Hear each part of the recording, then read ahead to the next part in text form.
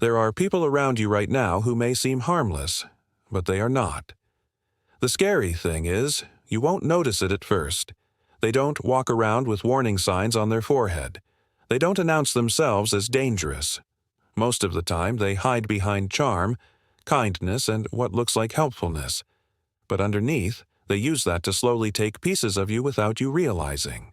Carl Jung, one of the sharpest minds in psychology, understood this very well. He didn't only study the mind on the surface. He studied what people keep hidden, the parts they never want you to see. And what he found is this: the most dangerous people aren't the ones who are loud and obvious. The real danger comes from the ones who are quiet, friendly on the outside, yet destructive on the inside. They don't scream at you. They don't always attack you directly. In fact, some of them will smile right to your face. And that's exactly why they are so easy to miss. You mistake their mask for reality. You think they're genuine, when in fact they're slowly pulling you apart. Jung became obsessed with studying this shadow side of human nature, the hidden part of a person that they don't want the world to see. Because people don't show you their full truth. They show you what they believe will work on you, and if you don't pay attention, you'll end up giving your trust, your energy, your time, and even your love to people who were never safe to begin with. To protect yourself, Jung described 6 specific patterns, 6 psychological masks that people use. At first, these people might look harmless, even nice, but over time, if you're not careful, they can completely drain you, trap you, and even destroy parts of you that you never thought could break. And here's where it gets serious. These types are everywhere. They exist in families, friendships, workplaces, and even in relationships that look supportive on the outside. Jung warned us that if you don't learn to see them, you'll end up paying the price. Let's look at each of the 6 types he exposed. The first one is the chronic victim. This is the person who never takes responsibility for their life. Nothing is ever their fault. They are always being wronged, always being hurt, always the one who suffers. On the surface, they appear fragile and you naturally want to help them. You feel sympathy.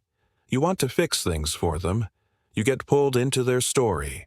But Jung saw through this act. People who live constantly in a victim state often use it as a tool to manipulate others.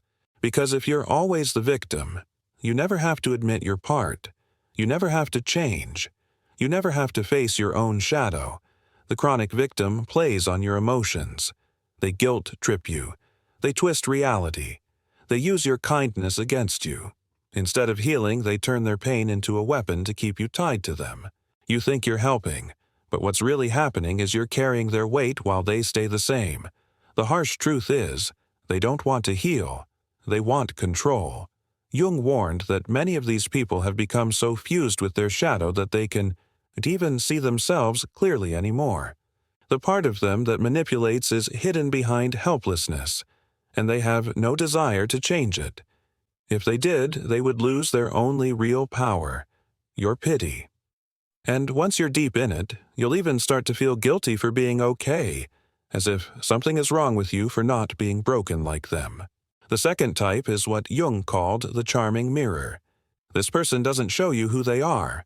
Instead, they reflect back exactly what you want to see. They are agreeable. They always nod along.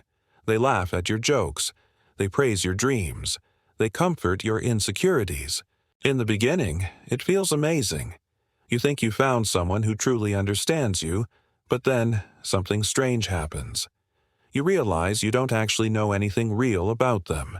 They never reveal their true self because they're not interested in being genuine. They're interested in winning your trust by being a mirror of your own reflection. Jung explained that when people get too caught up in their persona, their public mask, they lose all contact with their real self. They become only a performance. The charming mirror feels safe, but it's an illusion. Behind the mask is emptiness. No stable values, no clear identity, no true depth. They survive by adapting, mimicking, and impressing. But they aren't truly loyal to you. They're loyal only to the feeling of your approval, and the moment you stop giving them admiration, they disappear, Sometimes they even turn against you. The truth is, you never really knew them. You only knew your own reflection being fed back to you. And trusting someone like that is like trying to grab hold of smoke. It slips right through your hands. The third type Jung warned about is the passive-aggressive enabler.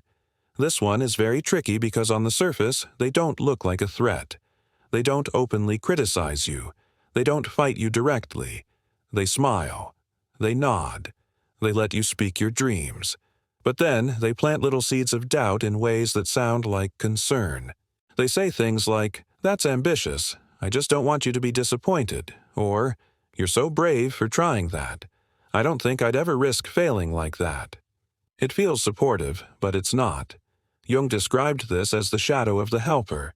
These people appear caring, but underneath, they're making sure you never outgrow them.